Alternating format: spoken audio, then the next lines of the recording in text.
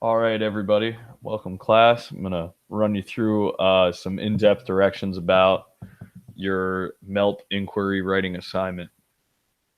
Uh,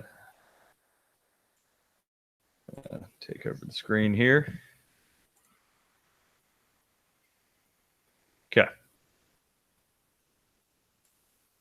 So you're going to start off by going to, once you pull into Google Classroom, you'll start with the stream.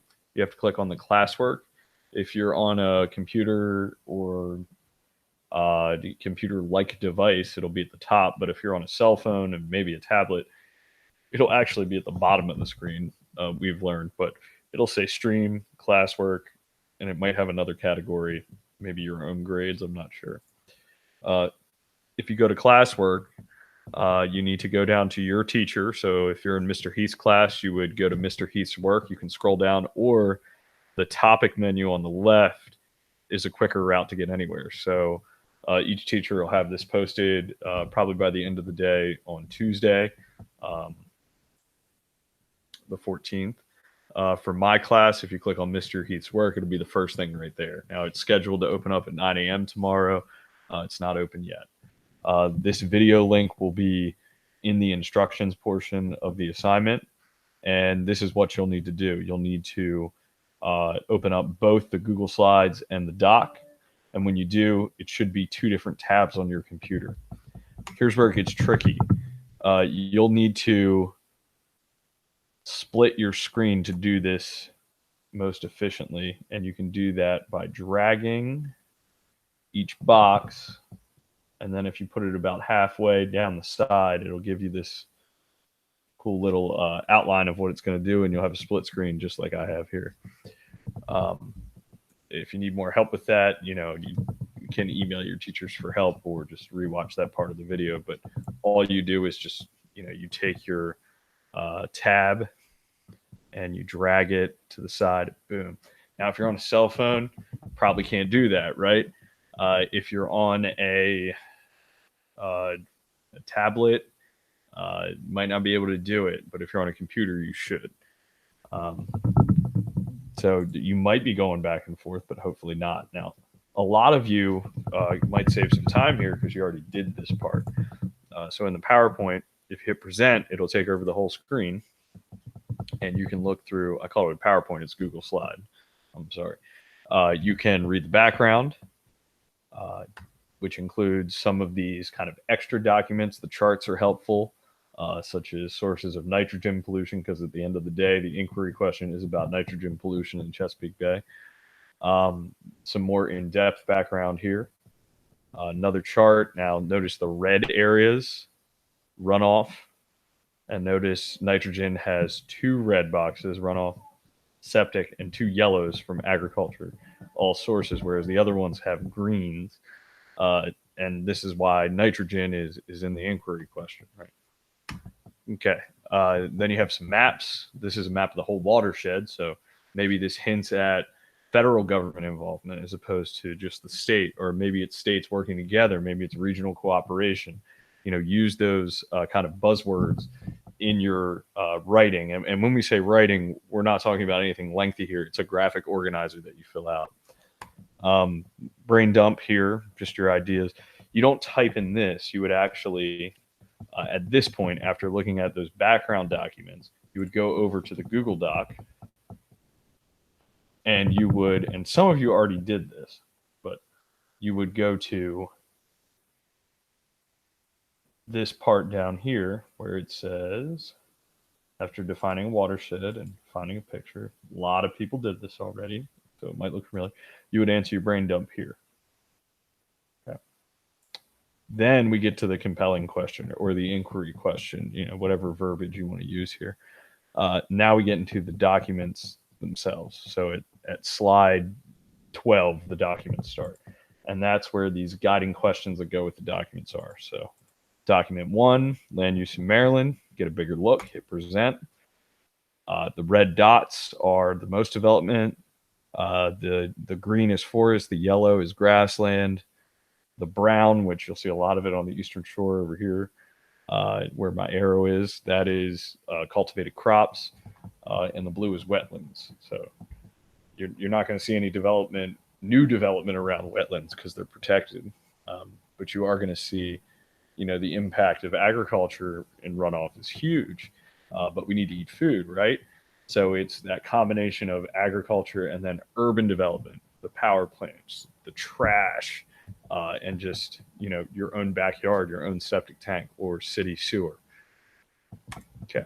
Document 2, we've got nitrogen pollution, nitrogen producing industries like coal, natural gas, chemical factories, steel. Document 3, an executive order from Trump. So that takes a specific viewpoint here because it's obviously by a politician.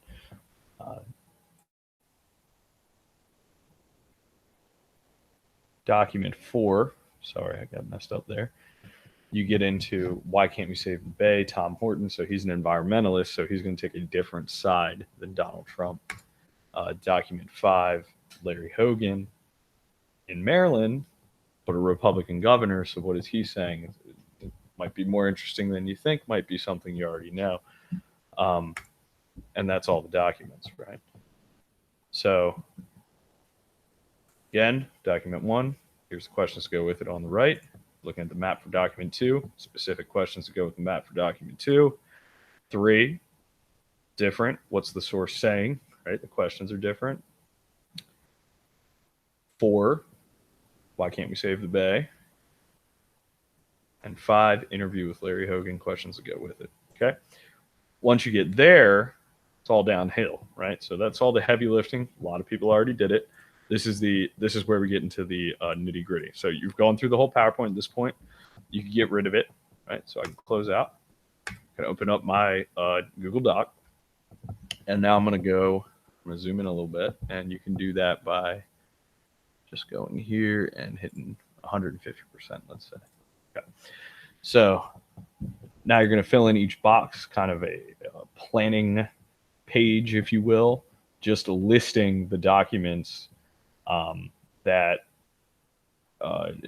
support local involvement, state involvement, federal involvement. You could have some repeat. You could have more in one than the other, and then maybe just 1 or 2 actions each level could take.